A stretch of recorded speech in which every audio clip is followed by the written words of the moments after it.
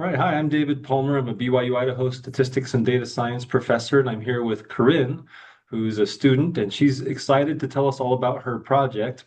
Corinne, before we jump in, maybe you can tell us the overarching research of your project and why you chose that. For sure. So, my project is all about women in Botswana and all of the factors that affect their fertility decisions. Um, this was kind of an offshoot of a project that I did in one of my economics classes where we got to pick a topic, and I was interested in the fertility decisions of women in the US.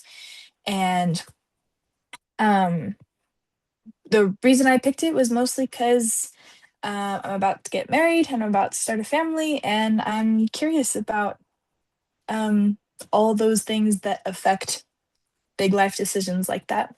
Yeah. So, yeah, All right. what else would you like to know?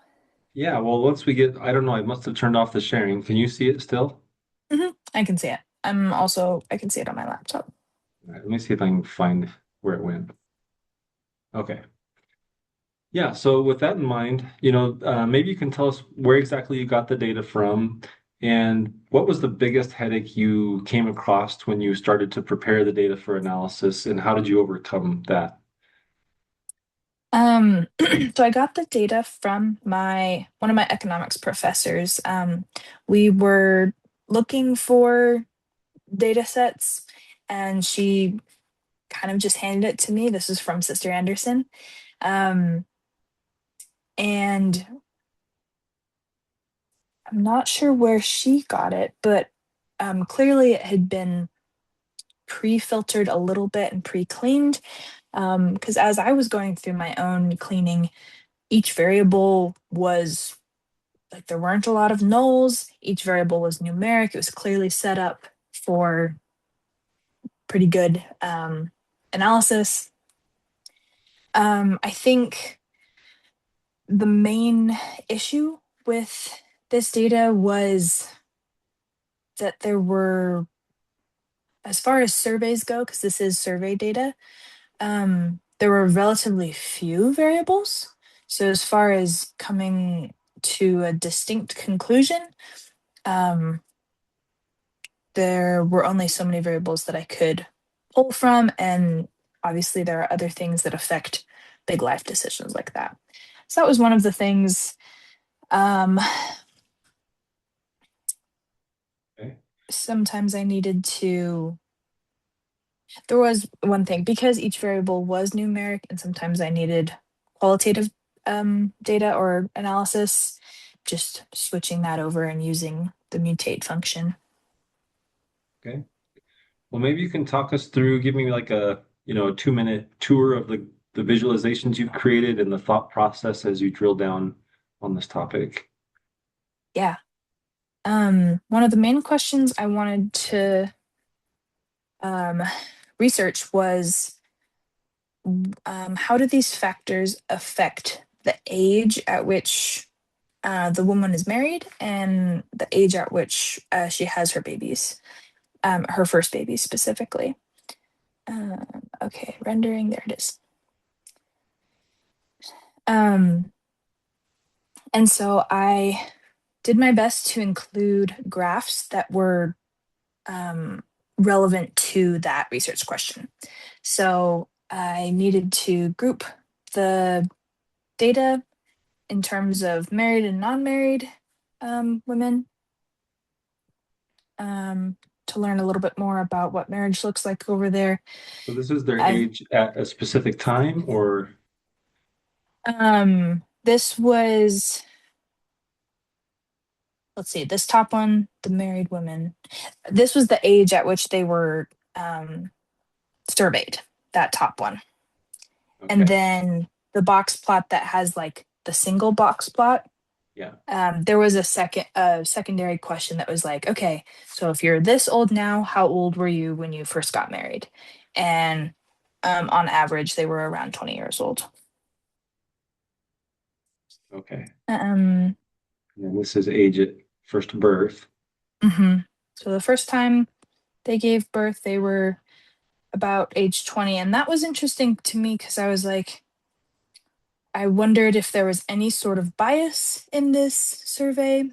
Am I am um, I understanding this correctly? Because the women married around age 20, mhm. uh, but that's And it actually looks, older than the age at first birth. Am I understanding that right? Which may be the case in Botswana, I don't know. oh, yes, because I think I rounded up that median line was just under 20, wasn't it? So yeah, there you go. And it would track in, I don't know if it's a third world country, it might be, but at the very least, it's a lower socioeconomic level than the United States. Yeah. And so, yeah, it would track that maybe they got pregnant before they got married, maybe they got married after the fact. Mhm. Okay. Yeah. Um, there were very few variables, very few, little information about the lifestyle and quality of life of these women, with the exception of the amenities. I thought that was an interesting question. Um, but very few women have access to electricity. So Yeah. interesting and clear that it's not a very well developed area. Um, and I had never heard of spirit churches before. So investigating into the religion aspect here, spirit churches are it's what I'm looking for. It's not local. Spirit churches develop um, just in Botswana and in the surrounding area. Okay. Um, and their main belief points are in direct refutation of Western anything, Western culture, Western religion, Western medicine. And once I did a brief Google search about that, wanted to know, okay, um, Are these of the survey respondents or of specifically mothers? these were of, let's see, members of the spirit churches. That was the survey respondents.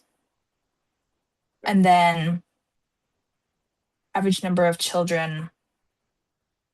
So taking the mothers that were affiliated with each region and the average number of children, or not region, religion. Yeah. Um, Okay. and there wasn't a whole lot of difference there. Yeah. Um, That's so interesting. they all have, on average, just a couple of kids. Hmm. Okay. Yeah, in fact, that is interesting. Whereas the Catholics in from our Western culture perspective have been anti-contraception, they tend to be bigger families. It's quite the Yes. opposite here. And knowing that about Catholic families and learning something similar about spirit churches, um, I was like, okay, this makes sense that they would include a birth control factor. And so most know about it, but don't use it. An interesting point, they don't specify when they learned about it. So maybe they've had a handful of kids, and then that last time they're giving birth, someone brings it up, or they're in the hospital and someone brings it up. So Yeah, there's yeah, bias there. that's interesting. And given the fact that, the spirit churches are an indigenous or original Indigenous. Thank you. That indigenous, was the word. religion, you wonder if that's also a lower socioeconomic class than those who belong to the Catholic Church. I know very little about the religious landscape of Botswana, so Same. Yeah, yeah, just learning a little bit through this research project. Hmm. okay,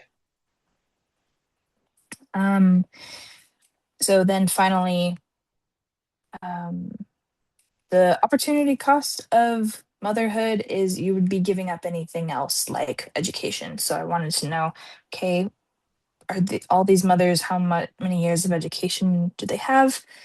Um, and it wasn't clear from the survey if this years of education was in terms of like if 1 year meant they went to kindergarten and nothing else, or um, that sort of thing. So I would have liked to see other factors of like reading fluency scores or something like that, where do these people know how to read? Do they know how to write? Things like that. Okay. Well, good. I think my final question would be just if you're advising, say, an policymaker for some sort of, nonprofit or government organization, what would you advise them in terms of as you look at this kind of holistically? um, with so few variables here, I can still get a glimpse of a picture of the quality of life that these women have. Um, it's obviously a very serious consideration whether to use birth control or not.